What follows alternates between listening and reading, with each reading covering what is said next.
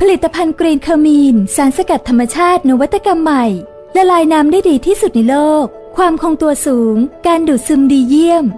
สกัดจากขมิ้นชันละลายน้ำได้ 10,000 เท่าลดการอักเสบเร่งสมานแผลพริกไทยดำแก้กระเพาะอาหารและลำไส้อักเสบบรอกโคลีต้านเชื้อแบคทีเรียในทางเดินอาหาร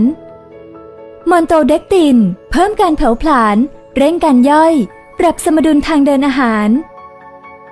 ขอแนะนำกรีนเคอร์มีนผลิตภัณฑ์คุณภาพในการดูแลกระเพาะอาหารของคุณตอบโจทย์ทุกปัญหา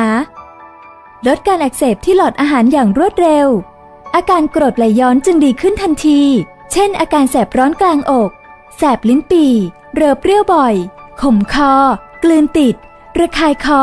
เจ็บคอไอเรื้อรังเสียงแหบลดการอักเสบของแผลในกระเพาะอาหารได้อย่างรวดเร็ว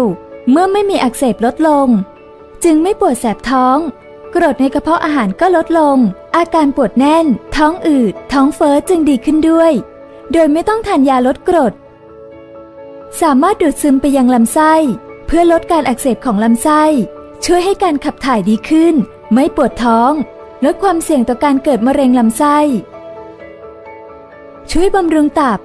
ลดการอักเสบของตับลดค่าเอนไซม์ตับลดไขมันก่อตับต้านอนุมูลอิสระและยังช่วยป้องกันมะเร็งตับเห็นผลอย่างรวดเร็วปลอดภัยไร้สารตกค้างสั่งด่วน